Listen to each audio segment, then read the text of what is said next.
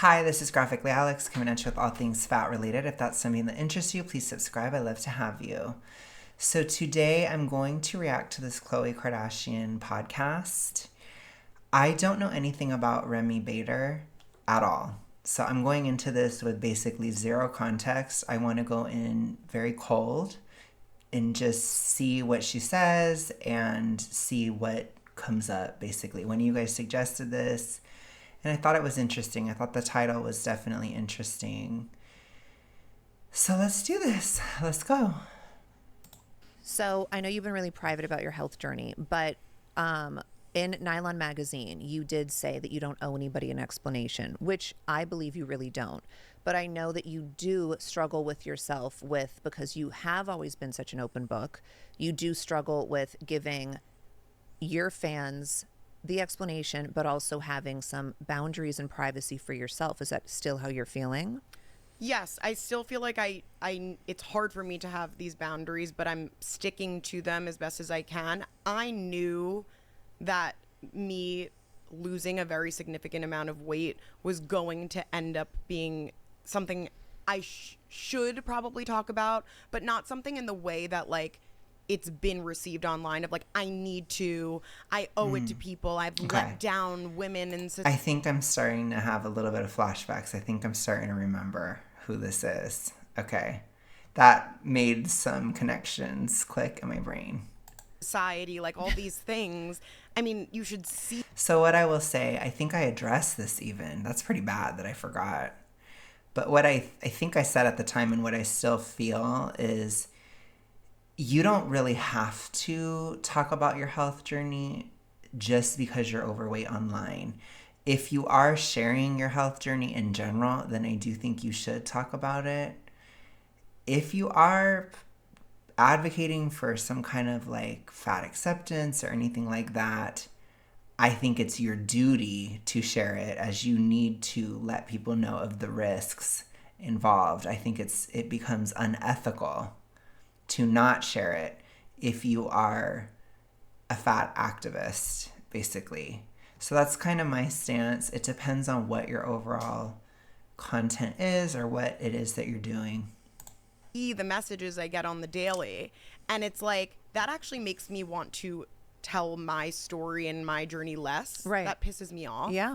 The people and the reason that I do then feel like guilty and like I do want to talk about it is for the people that like I guess I used to be that message me and are like so desperate for like you seem guidance. happier. Like I would love to figure out a way to be happy too, and they're basing that just on my body, and there's obviously more to that, but like I used to actually message people. I don't remember who or when, but before I had a following of like when I would see people lose weight or just going through any sort of life journey and look happier, and I would be like, I need help. Like I remember being that. Right. So those are the people that then I'm just like, I love to help people I'm not saying I have all of the answers because I literally don't, but by just sharing my story, and that's what Yeah, this topic is really difficult to talk about, and especially in short form.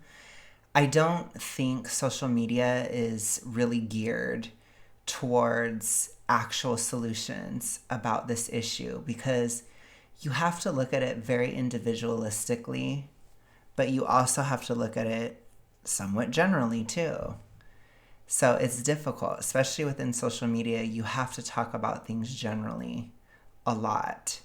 That's why I tend to really focus on categories and like these things. I actually use the categories on this channel because it does help to talk about things and to kind of generalize and split things up. And I've even done eras and all these things, and I'm going to continue to do it basically until I'm done.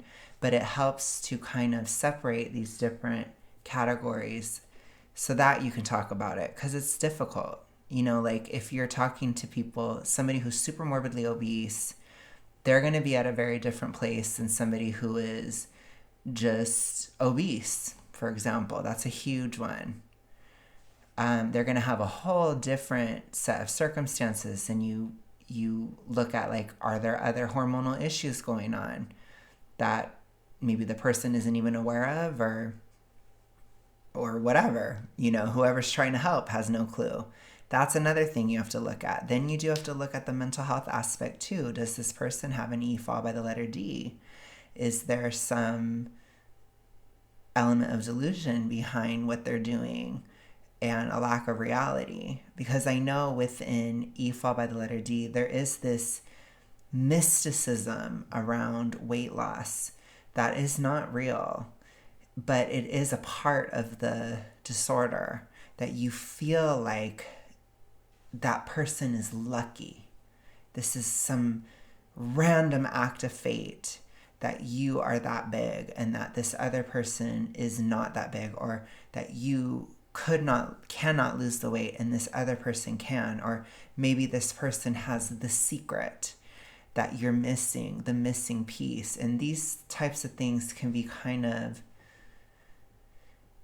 they can be a little bit dangerous within the disorder, because people will often take advice to such extreme lengths, which is why I try really hard on this channel to make very general advice points, at least at this current phase of my activism in my channel. I tend to, because I'm talking about this so much, I tend to focus more on very broad generalizations and really getting people to think about what they individually need to do to lose the weight, because that's something that is really not brought up a lot.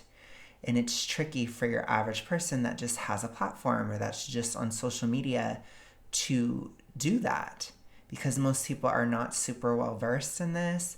Most people don't study it that much. Most people don't know how to package it on social media or talk about it. And most people certainly would not want to argue about it. So, and I don't think that it's anybody's duty to do that, but I'm just saying I can understand why it would be hard for her to talk about. And she probably wouldn't know where to start, and all she can really do is share her story. And that's typically what most people can do, which is fine.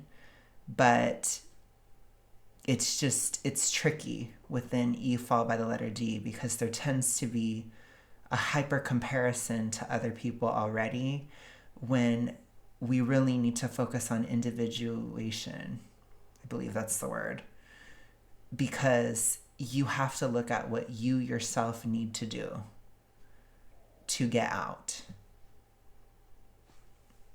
And a lot of people don't even have the disorder, so that whole part of it is not even a part of the conversation for them.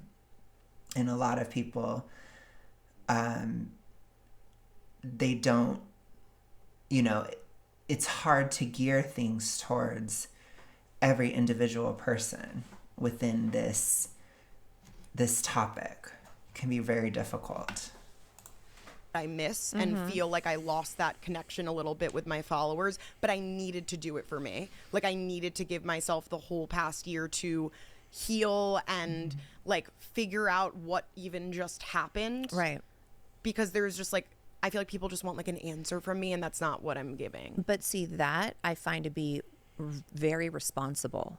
Like, I think if anyone were to give an answer or justification or explanation of any sort, when you're still processing and going through something yourself, right, and still having this body transformation, I don't even know if that's really responsible, because you're going through it yourself. Exactly. And if you're going through it, you don't really know the ups, the downs. And it would be okay to share all those moments, but sometimes people don't want to talk about it while they're going through it. I know that's how I've felt in a lot of situations. Like, it's totally up to the person.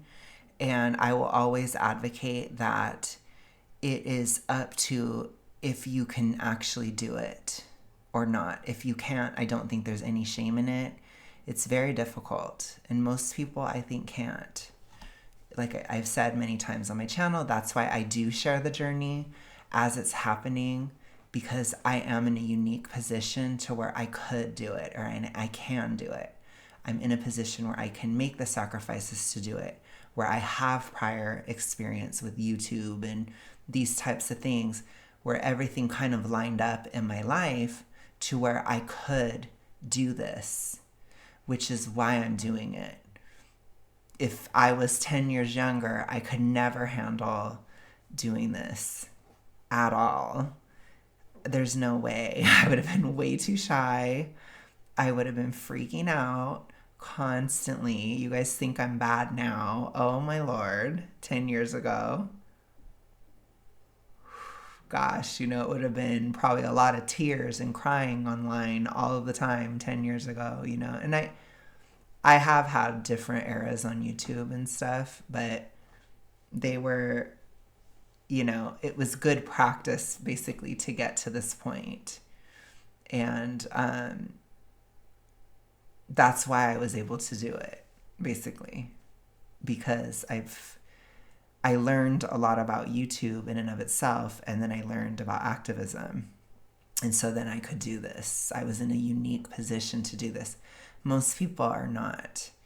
And if you are not used to being online or criticism or these types of things, I think it could be really difficult to launch into a weight loss journey online and do it and talk about it, because people have criticisms and people do this stuff and they do that, and you have to really be able to lead your audience, or really be, you just have to have a certain skill set, I guess you could say, like, and that's something that most people are not able to do.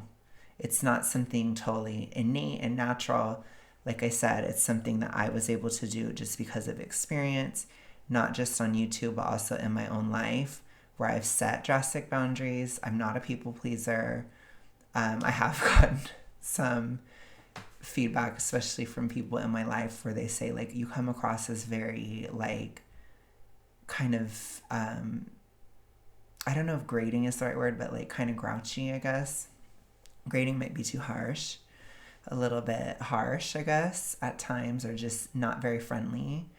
But it's this exact personality that is enabling me to do this. And I think that's another issue with this type of content, or why most people don't share their journey, because most people on social media, they're naturally people pleasers, or they're people who are trying to get your attention, or they're trying to get you to like them. Whereas I'm not. That's just not in my brain. That's why this channel is just very odd on a lot of different levels. I do really appreciate you guys that do appreciate it, but it is kind of a little bit weird. And that's because, like I said, I have that temperament, although it may not be super nicey nice or super, like, you know, bubblegum, bubbly or whatever. Super commercial, I guess you could say. It's still able to happen, basically, because I'm not that way. You have to have such strong boundaries if you're going to do this, because you have to listen to yourself, and you, like I said, you have to kind of lead if you're going to do this. And that's advice that I'm giving towards people who are doing it. And I see other people who are also sharing their journeys and stuff, and for the most part, I've seen people do well with that, you know, but it's something that I don't think it hasn't been super common. Like, certainly not when I was growing up, or even like 10 years ago. I hardly ever saw it. It was a lot of people who were really trying to please their audience, or trying to get views and these types of things. And you can't quite do it that way.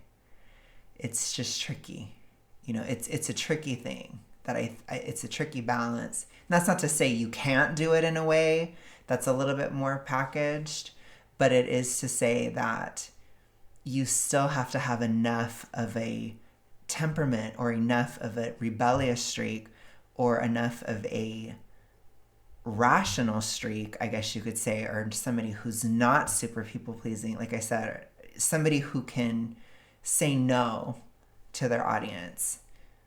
That's the type of person that can share their journey, in my opinion. So, yeah, I hope what I'm saying is coming out clear. It's tricky. Let me process this. Let me discuss I'm just saying I understand why she didn't. And I'm trying to explain this is probably why she didn't. when I can. And I think that's the mature thing to do. I agree. And I think that I always did it a different way, which I don't regret those things. Like even just like going through a breakup online and bringing my followers through that, like I needed that because I actually needed their support and never went through something like that. Like the accountability. Like, yeah. So you don't go back. That's for sure. You need that to be like, too. nope, I'm not going to go back to that person. So what I would say to that is it can be challenging. You have to be careful with this type of thing because if you share something like that, then people will expect you to share your health journey. So again, this is just a social media conversation, but for anybody who's trying to do social media or trying to live more publicly or whatever, you have to lead the conversation. And you have to set the tone. That's basically what it is. That's something that took me a while to understand about like having a YouTube channel. Even YouTube itself will tell you, like in the creator studio, you are the leader of your channel. You are leading it. And you have to lead it because you set the tone and you set the expectation of what's going to be said and what isn't. You know, I keep this channel very focused because I think that that's what's best. I'm just trying to explore and solve an issue specifically. So there are times where I do have to bring up my personal life. Like when I did a video yesterday where I talked about how I almost relapsed or I was getting close. It was approaching it. And so I had to bring up some personal aspects in that. But that's typically when I will bring it up. It's not going to be just to be brought up, just to bring it up just because. And even when I did have a breakup 2 years ago almost, I brought it up on the channel, but it was in a way that it reflected I went through something that would have triggered a relapse at any other time in my life, and I didn't relapse. And it was very powerful. So it was important to say that it happened. Did I give details? Hell no. Hell no. I would never do that on this channel. It's just too much noise, I guess. So because it gets too far from the topic. But it's like I talk about it in terms of the journey or the topic at hand and how it connects. And other things I don't as much. Like all the issues I had with my airline, I didn't talk about it because it's just a bunch of noise. It's just not really about it. It was more so the lack of weight issue that was interesting with that flight in terms of this channel. Whereas like back in August, I was super tortured about it. So that's just my strategy. That's what I do. People can share things, but like I said, when you do share things, and again, I've had other channels or I've done other things where I do share things before, you know, but it's like when you do that, you can kind of set that tone like on a different channel if you want to, or like in a different topic, in my opinion. Otherwise, you're going to have an expectation that people, they expect you to tell them. So again, you set the tone. So that's like a tricky thing. That's more social media stuff though. But this situation, I stuck to what I actually feel. I don't regret that. And I don't feel like I owed anyone anything. I think it's more just at this point, I can't like live my life and post because I am someone that just post on social, like I started by posting on social media. I do other things, but like if I post any video, it's just about at this point, like, well, are you going to tell us how you lost the weight? And are you going to give us answers? You're lying. You're not sharing anything. And like, it's kind of at this point eating me alive. And it's not, and I had to really think about it. I just want it to be on my terms when I was ready and because I want to, not because anyone's making me. Well, you can say that too. You can say, I don't want to talk about this. I'm not sure about it. Blah, blah, blah. Like there's stuff that you can do to try. Now there's still going to be people who want to ask and all that kind of stuff. But again, you just kind of, sometimes you have to address things. Anything do you want to share about your health journey? I do want to say that before saying all of this, I'm not a doctor and I'm sharing my journey, but I'm not here to tell anyone what to do. When I posted that video in 2023, I feel like that's when things started kind of going downhill with my health, September 2023, where I told people I wasn't going to share any more about it. That's when I started feeling it myself. It wasn't just like other people around me. I've always had, you know, noise and things from my parents telling me to lose weight, just like growing up with that. And, you know, especially as I gained more weight, which was frustrating. I definitely felt that from like my boyfriend at the time, but that was more of what I wasn't sure. And I felt that from like friends and family, like it was like this unsaid thing. I think from the start in 2020, I gained probably like 80 to 100 pounds to 2023. So that, you know, I'm not looking at it in that way, but Okay, well, that's a big amount of weight. So I would consider that there's something pathological happening with that amount of weight gain. That's a lot. So 80 to 100, that's people should rightfully have some kind of concern. You should also have some kind of concern. That's a lot. You know, for my audience, that is a huge E followed by the letter D red flag. If that happens, that's drastic. Anything over, like in my opinion, anything over 10 pounds in a year is probably something's going on. Whether it could be some kind of big hormonal issue or physical issue, or it could be something toxic ritualistic. Some of my worst years with the disorder, the worst year I ever had was 2010, and I gained 50 pounds that year. That's a lot. And I still had the disorder prior to that, but I would typically gain around 10. That's still bad, but I could see that kind of flying under the radar, but 50 is a lot. And that's on me. You know, like I'm not the shortest person, blah, blah, like, you know, I'm male, right? And that's still really bad. So for a woman, it's probably even worse because that is even more drastic. And you cannot just act blind. Like, that's something going on. Something really bad is happening if somebody's gaining 80 to 100 pounds, even if it is over the course of 2 to 3 years. That's too much. Like, something major is probably happening. Everyone else online would let me know about how much weight I gained, which was such a like mind. Can I say? Yeah, you could say anything. Like a mind. Yeah. And really confused me. So it was everyone else letting me know that. But at that same time, I was actually like, I remember like my back went out. I was in bed for like a month. Wow. Like I was like, if I even like turned a little, I would like scream in pain.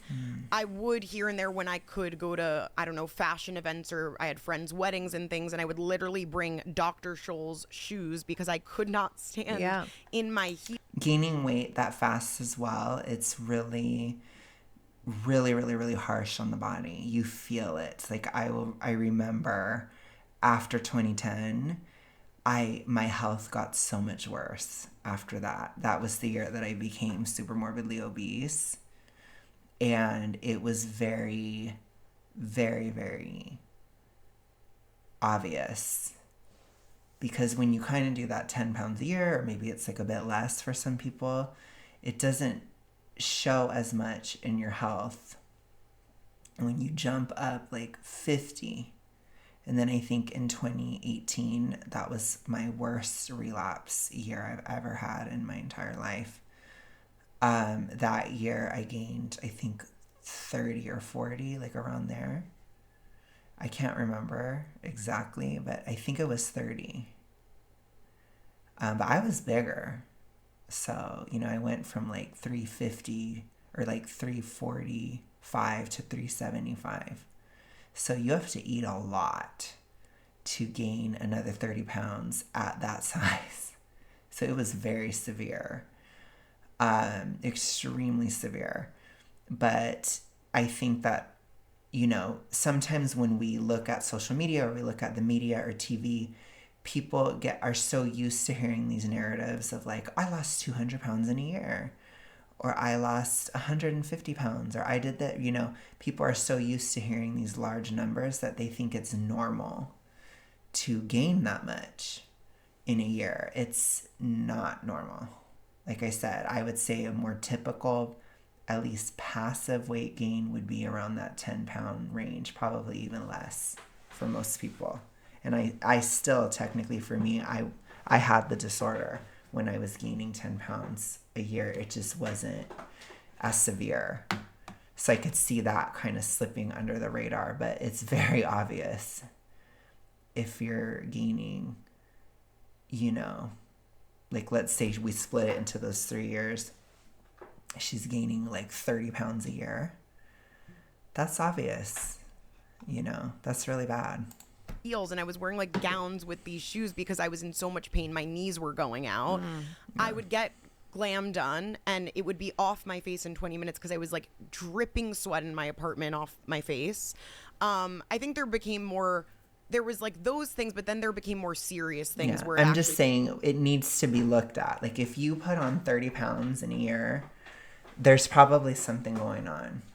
That's not normal. Obviously, like as a woman, like let's say you gave birth or something, you have to look at it with like reason, basically. There needs to be an explanation though. You need to like be like, this happened, this is why. It's not like, oh my gosh, I gained 30 pounds because I just felt like it, or because my metabolism slowed or something. It's not necessarily going to be like that.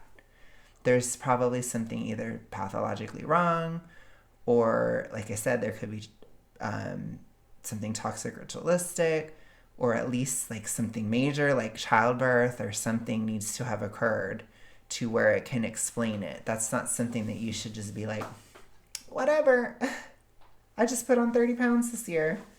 It's like, no, why did you put on 30 pounds this year? Something's happening. And it's important to address it, because the sooner you address it, the easier it will be. The worst case scenario, and I'm not trying to shade anybody who is, but the worst case scenario would be becoming super morbidly obese. And how does that happen? It happens through not caring or acting like gaining 30 pounds is normal. So that has to be stopped right away when that's occurring, and corrected right away. The reason I say that is that it's much harder to get out of super morbid obesity than it is to just lose weight from obesity. It's so much harder. With morbid, of course, being somewhere in between. So you want to prevent it. And it's so much better to prevent it, because it's very difficult. And I'm very realistic with you guys who are super morbid. I was very realistic when I was on this channel, and I talked about how difficult it was all the time, because it needed to be said, to the point where a lot of people who had never had a weight issue, or who had always been thin or maybe mid at most, they were telling me like, I never knew it was that hard. And I'm like, it is. And I think it helps other people who are super morbid to know that they're not just crazy. But with all that being said, you do not want to become that. And neglecting 30-pound gains is exactly how you become super morbid. It's terrible. And you don't like, people don't know that it's so much harder to get out, but it is. Really started like clicking a little for me. I was in pain, so that was one, but then like I had a constant period, and my doctor was telling me I was becoming infertile, and at 28, and that's scary. Yeah, and I was, a lot of things, like I was tracking I was always going to a doctor. So I was like tracking and seeing kind of how things were going downhill in terms of my heart, my cholesterol. I mean, they were telling me I was morbidly obese, and there was a number of things. I think the infertile thing definitely hit me. Right. When you become morbid, you feel like crap. It's awful. Um, but a lot of times people who are morbid, it's a very weird kind of phase. And a lot of people, they hate it.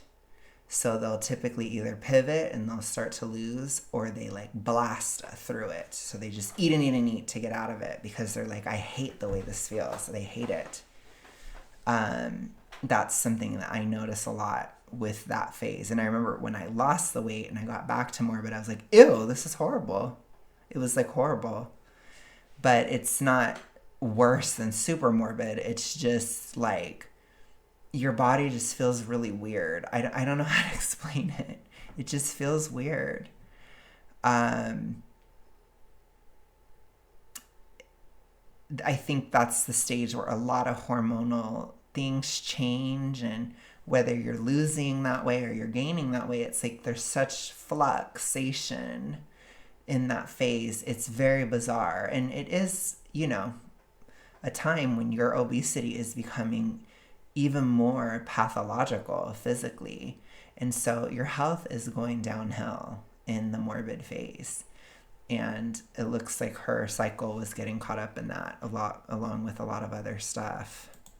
And literally the pain that I was in and like limping and like couldn't walk normally, things like that. And then I remember actually that day, again, I keep going back to that video that I posted that you reposted, but that day was when I made this decision, because I was like, okay. Do you regret posting that video? No. Okay, good. I don't regret posting that video. I wish that people remembered it, but people, like I thought that was going to be like my savior of like, well, I already said that I'm not going to share it anymore. Got it.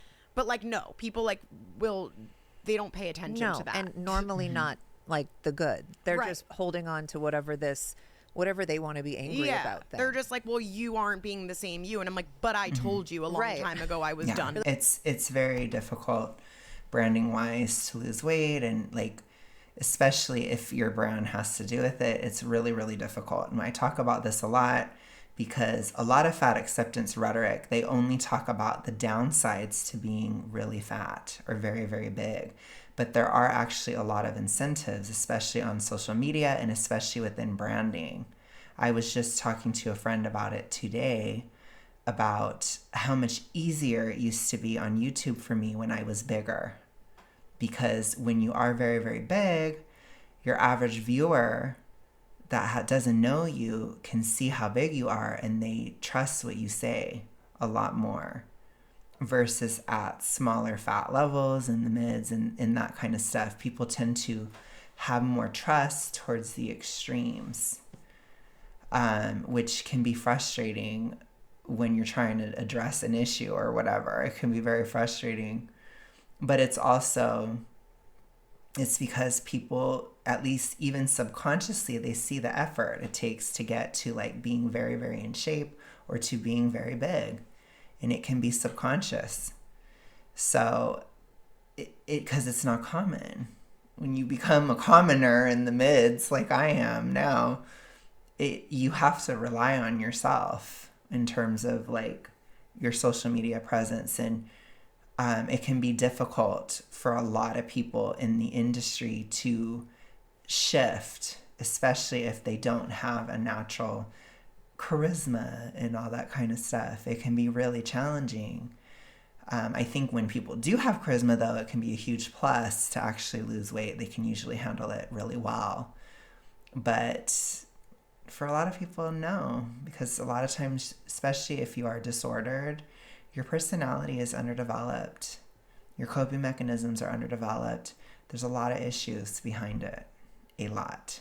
Like, I want to pin this. Yeah. So no, I've reposted it 5 times. Like, it's like, I'm like, no one's going to listen. I'm right. You're like, whatever. So that day I was like, if none of these people existed in my life that feel this way, or all of these outside people, what would I do now? And I already feel like I tried everything. I feel like it's important to say what I tried, because I also like really dealt with binge eating for years. I would say like 2019 on, I always did like diets and restricted. I'm so happy that she said that. And that's also one of the signs that she's recovering, is she can actually say it. How many times do we see on this channel that people cannot say it? they can't handle it. So the fact that she can say that, that's good. And she's admitting the timeline. There, the weight gain makes sense, right? She's demystifying weight. That's a good thing. That's a sign that she's not as bad, or she's getting out of it, or these types. It's a good sign. It's like a green flag, if you will. And then gained weight, lost weight, like the typical. It's a part of the disorder. It's a part of it. Going up, like did that the diet Restriction is a part of it. My mom for fun, like you know, that ended up traumatizing me later on. But it was a different time. It was a different time. I know that sounds crazy. No, it's not crazy. It was things were acceptable in the 90s, early 2000s that I mean would not fly. I have the conversation with my mom all the time. Like I'm like, I want to not hold this against you. I love you. Like it's really not our parent. If you like put in context the timing. It's definitely. We've been talking a lot about it on the channel this year, especially that it is reinforced. It's something that people who have the disorder, they teach other people to have it. And it's sadly, it's a part of it. It's not like something people are doing on purpose. It's just something that tends to happen because you have to think of it as a belief system that is not rooted in reality. It's basically something false. And so in order to keep a sense of reality that doesn't exist, people have to talk about it all the time. And it tends to hit especially other people that have it or where it's been activated, as I do believe there is a genetic component to these disorders. When you are activated, then the person who has it, they say crazy gobbledygook, and the other person internalizes it and is reinforced as well. And it goes back and forth. And it happens extremely commonly in families because family has the genetic similarities and so much socialization that goes into it. And it's especially, in my opinion, it's especially even more common if coming from a parent. And you could even not even tell your child what you're doing. Your child simply has to see what you're doing. And that is enough to really, really set the groundwork. And all it needs is trauma to activate. So that's something that people do have to understand, is this is how it goes on through generations and stuff. They were just doing the best that they knew how. Mm-hmm. Yes. So they probably were also disordered. So again, you have to kind of look at it. It's hard. It can be hard because this topic can be so incredibly enraging or just like emotional or devastating. Like, you know, it can be very heavy, but you have to look at it coldly and just think, you know, this person in my life, they simply had the disorder as well. And it's not something that they probably wanted for me, but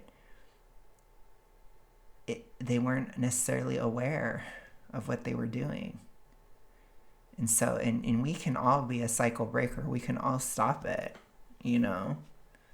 But it is something that does pass down very easily. It's very easy to pass it down. A number of things. I went to a very like serious 6-week intensive binge eating program. Right before that, I went to like Overeaters Anonymous meetings, which I'm not sure if people even know. It's literally like AA. You sit in a circle like, hi, I'm Remi. And I tried everything. Like I was desperate. You know, I did that program. And after that program, which I think was the summer of 2022, it would be like the ultimate no to do something that had to do with weight loss after that. But that's when the Ozempic stuff was coming out and like people started using it.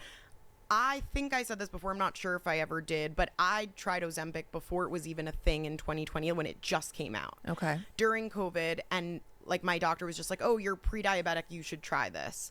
I went on it. I lost probably like 10 pounds, but I was really sick and threw up a lot from it. Like it just didn't work for me. Right.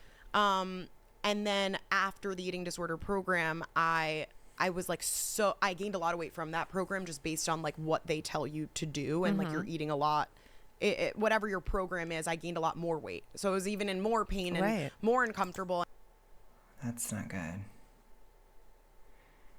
I think that there really needs to be some work. I don't understand why that would be seen as normal at all for a binge eating disorder program to lead to drastic weight gain. I don't think that's good at all. And I was like, I don't care anymore. I'm going to try Ozempic again. Right. So I tried it again. I was getting sick every day, lost a little bit of weight, not a lot. I don't feel like it worked very well for me. Switched to Mounjaro, tried that, same kind of thing. And at that point, it was like probably like 6 months. And I was just like, I'm not going to just keep being this miserable every day. That I went off. Always remember, within the disorder, there is a lack of logic. I'll say it again because I say it often. I say a lot of things often on this channel because there's certain messages that need to be understood. The disorder is not a disorder of the heart or the body. It's a disorder of the mind. It is mental. It is about a lack of logic or misapplied logic, often coming down to inappropriate compartmentalization. So whether that's way too much, typically on the restrictive side, or way too little on the binge side. That's something that I've noticed, where it's like there can be too much compartmentalization or too little, and sometimes you can switch back and forth within probably, other, just think about it from that angle. So for me, like, what was the big thing? Well, I had a bad breakup, therefore I have to binge. No, you can compartmentalize that, you see? Having a bad breakup doesn't have to affect how you eat. That's not a real connection. That must be compartmentalized, you see? And that's how you do it. Whereas like you can have toxic compartmentalization within the disorder where it's something like, I'm very, very hungry and I'm not going to do anything about it because I'm on this certain thing or this certain plan or whatever it is that they're doing, right? If you're extremely hungry, you should eat something, even if it's a snack or something like that, because it doesn't have to be rushed. You don't have to go that fast with it. You don't. It's more important to be sustainable, not quick. And that's a big thing too. So you have to think about it just very rationally and very logically. And for a lot of people within the disorders, it's really difficult to do that, as you can become totally delusional. So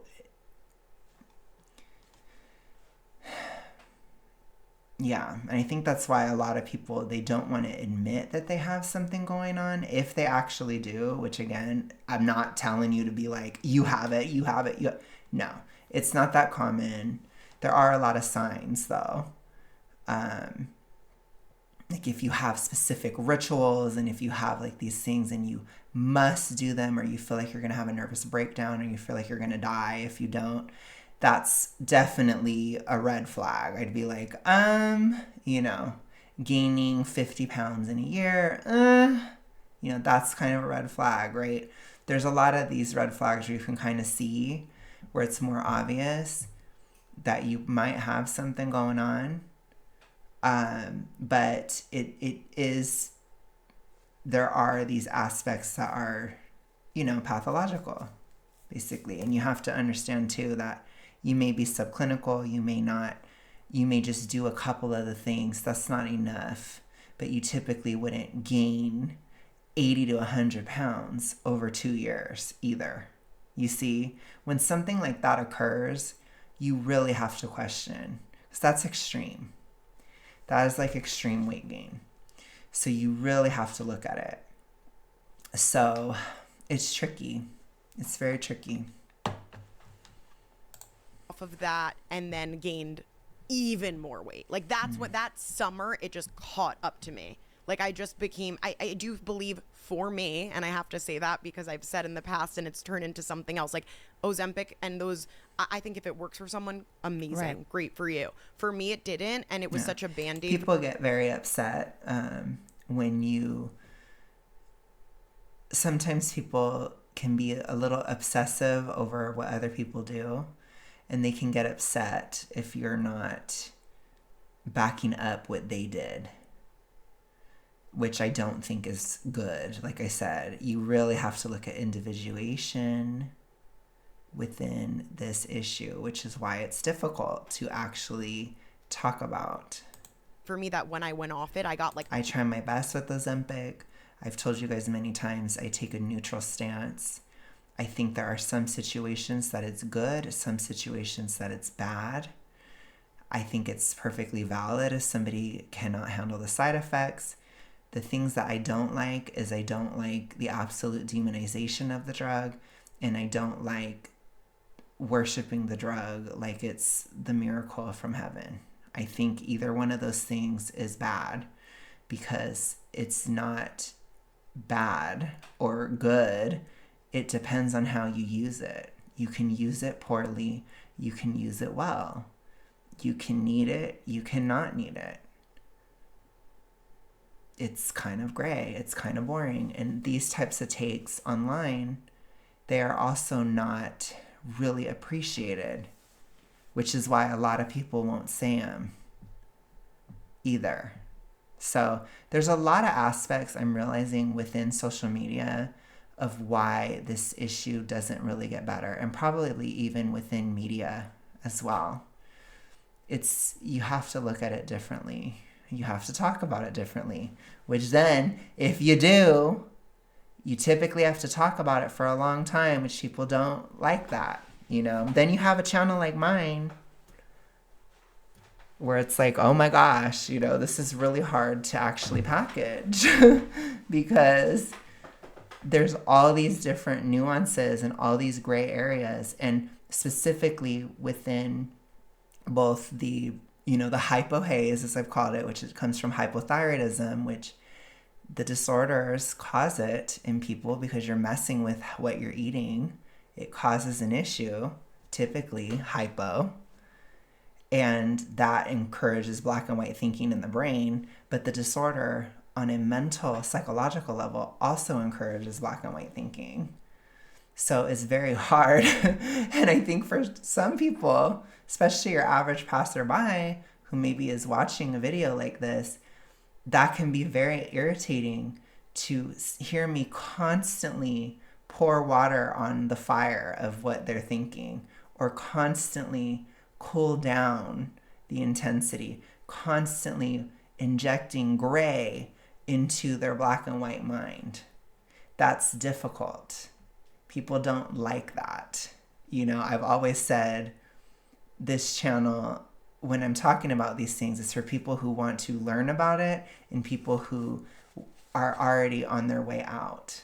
I don't think this is a channel for convincing, and maybe that should change at some point, but I really am not in a position to do that right now, you know? So it's something I'll have to think about in the future for sure, because I really have no idea what to do. And a lot of you guys don't either, about somebody who's really, really in it and has no awareness, cannot be reasoned with at all. They're completely unreasonable. It's really difficult. Super, super difficult. ravenous, starving. Right. I didn't do maybe enough therapy or things I need to do to change my Okay, behaviors during second. Okay, let's continue. that time, and I got a lot bigger. All right, let's be real. Have you ever had a dentist try and have a full-on conversation with you while your mouth is wide open, filled with tools? Did come across on TikTok, like bariatric TikTok, surgery, like weight loss surgery. And I was like, Okay. oh, I could never, while I have like this following and I'm living this life, like maybe in like 10 years, if I'm, or a few years, or whenever I'm less relevant, I'll do it. And I just think that day I was like, let me inquire. Like, I don't care. Right. Literally that next, because that next morning I called my back surgeon, who connected me with a surgeon that does bariatric surgery. And what is bariatric surgery? Yes. So bariatric surgery is like a term of, it's weight loss surgery, but there's different types. Okay. And what I would see, what I feel like is most common and what I would see on TikTok, the only one I would see mostly was the sleeve, the gastric sleeve. Right.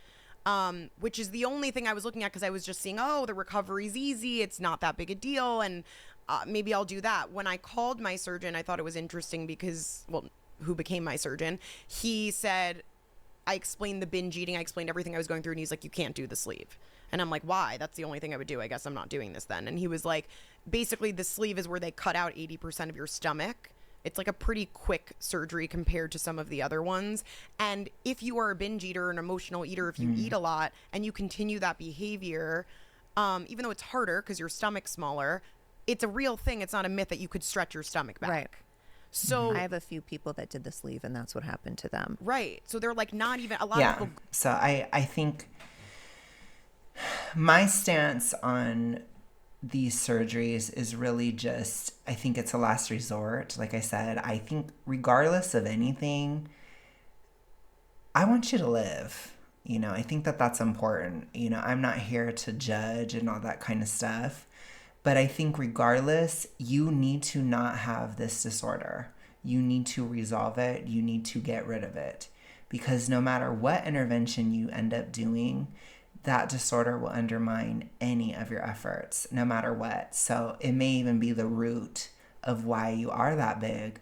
And if that's the case, then getting rid of the disorder will be enough. I've been losing the weight. I've lost 130 pounds naturally through just honestly a pro-thyroid protocol, which I talked about because I was very, very hypo, severely hypo. And so that's like the physical underpinning. And then just the mental underpinning was getting rid of the disorder, not doing it anymore, not taking part in that. And I fought it for 6 years to get out. So I don't try to say that lightly, but that's something I constantly talk about on the channel. You have to fight it. It is not going to just go away. It's not like that. You cannot kumbaya circle this disorder away. You cannot hug yourself to sleep and then you wake up and it's gone. You have to white knuckle it and fight it and say, no, I'm not going to do the ritual. I'm not doing it. That's a no. Then you survive. You realize you didn't die. You realize you didn't have a nervous breakdown. Or even if you just freaked out and had anxiety and cried or whatever, you got through it. And then you think, oh, I guess I didn't have to do it. How stupid was that? And you kind of just do that over and over again. And then it's done. I mean, I say it simply, but it's not pleasant at all. It's very, very unpleasant. But it is what it is to get out. You have to see that it isn't real. And the only way to see that it isn't real is if you fight it to where you're not doing it. And some people can be incredibly rigid within the disorder. It can be very severe. And I'm often talking about it on this channel from a very severe place, which again, if it relates to you or it doesn't, that's fine. If you're not that severe, it can be mild too. It can be even, like I said, subclinical, but it's still bad no matter what. You should not be binging due to anxiety, no matter what. That should never happen. You shouldn't be restricting due to anxiety. And you shouldn't be obsessed with your body due to anxiety. None of those things should be taking place. And whether they're done to a pathological level where it can become dangerous, or even if it's done lightly, it's still bad. And if you do find yourself doing those things often, then stop now, because you don't want it to ever activate. You don't want it to kick up a notch or these types of things. When you act like these things are normal, which it has especially been pushed on women and girls, especially, that it's normal to like stare in the mirror and like hate your weight and stuff like that. That is not normal. Like, I will tell you, that is disordered. It's not healthy. It is not okay. Period. And certainly not for that to lead to changes to the way that you're eating. That's disordered. So it is pushed as normal, though. It really is. It really isn't. And remember that people that have that, they are pushing it onto people very often. And they're acting like everybody does what they do. That's not true. I'm well aware that not many people have done what I've done, where I've stared in the mirror for hours, where I've looked at pictures of myself for hours at a time. That's not normal behavior. But within the disorder, it is something that happens. And people don't understand just how obsessed you can actually be, especially at severe levels. So you have to be aware that that isn't normal. What's normal is to look in the mirror for a quick 5 minutes and then move on and not really feel much about it, as remember, your reflection didn't change very much from yesterday, because it never really does, unless it's something really drastic happens, which that's a whole other issue. But the emotional intensity isn't real. This, oh my gosh, when you just saw yourself yesterday, you just saw yourself at times, even within the disorder, you just saw yourself 10 minutes ago. And you still, you see a picture, it's not real. So it's really important to start to question those emotional reactions and delegitimize them, because it's literally like, you already saw this picture before. You already know that you're the weight that you're at, you know, especially talking from a binge side. You're not typically delusional about how you look, like other parts of the disorders, you know, or other sides of the spectrum, so to speak, where you can see yourself as different than you are. You don't within binge. So it's like you're just horrified by the reality of where you're at. And it's like, that reality didn't change from yesterday to today. Probably didn't. It didn't change from 10 minutes ago to right now. The emotional reaction is fake. It's not real. It's something you're doing so that you're not thinking about something else. And that's why it's a disorder. It's an anxiety disorder. So it's really important to fight it for what it is. And that helps a lot. But we're going to go ahead and continue this. I like this so far. I like covering this. I will see you guys tomorrow. Have a good rest of your day, night, etc. I will see you soon. Peace.